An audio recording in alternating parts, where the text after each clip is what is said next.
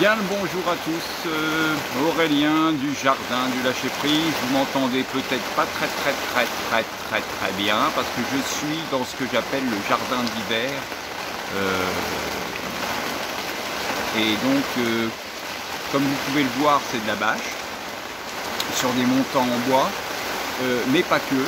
Je fais des expérimentations en ce moment puisque c'est un petit agrandissement bâché pour faire une serre, pour pouvoir avoir des légumes plus tôt dans la saison et plus tard dans la saison aussi.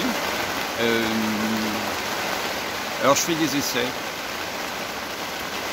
Donc les essais c'est ça. Je ne sais pas si on va voir bien.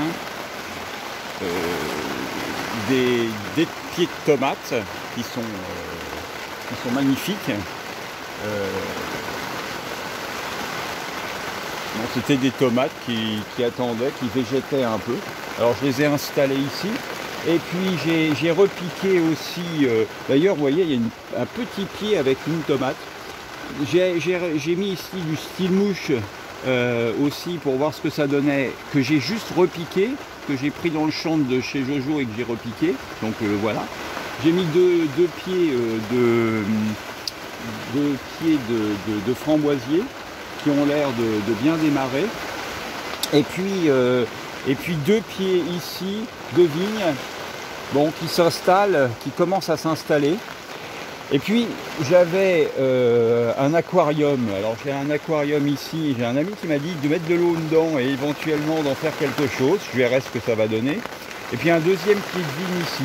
Alors il y a un goutte à goutte qui se fait parce que la toile a été percée. Alors il y a un petit goutte à goutte ici qui tombe dans ce que je viens de repiquer de nouveau, qui sont en fait des melons, 3 pieds de melon.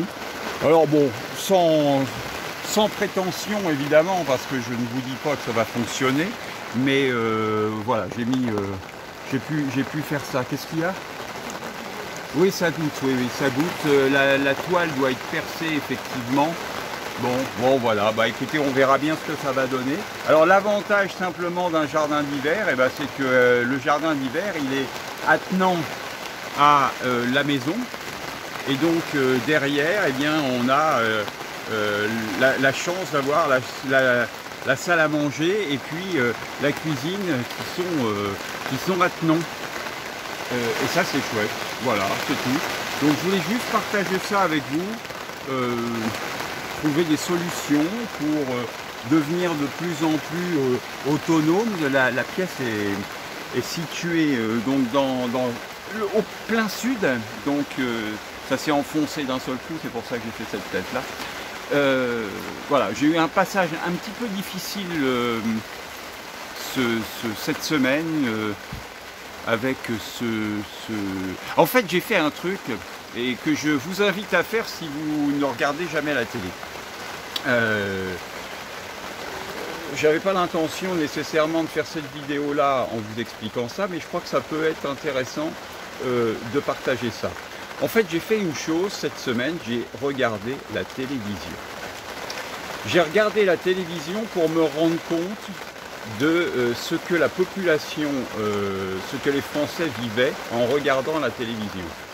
Et en vraiment très peu de temps, quelques jours m'ont suffi pour avoir une énergie qui est tombée dans les chaussettes, même plus bas que les chaussettes, m'emmenant vers un état profond de solitude et de peur. Alors pas de peur nécessairement fixée sur la peur, mais une sensation qui faisait que il n'y a aucun moyen de s'en sortir si on regarde la télévision. Et je vous invite, vous qui me suivez, qui êtes peut-être des gens qui ne regardaient pas la télévision, je vous invite à faire l'expérience de regarder la télévision et ensuite de vous mettre dans la peau de ceux qui regardent la télévision en permanence et de vous dire comment on pourrait quelle est la solution pour les aider à sortir de ça et qu'ils arrêtent. Vous allez voir, ce n'est pas si simple. Ce n'est pas si simple d'extraire les gens de ce fléau, parce que c'est véritablement très endoctrinant et très impactant. Voilà, je vous aime, je vous dis à bientôt, prenez soin de vous et connectez-vous à votre lumière intérieure. Il est vraiment important de faire ça. À bientôt, à la prochaine fois quoi. À bientôt.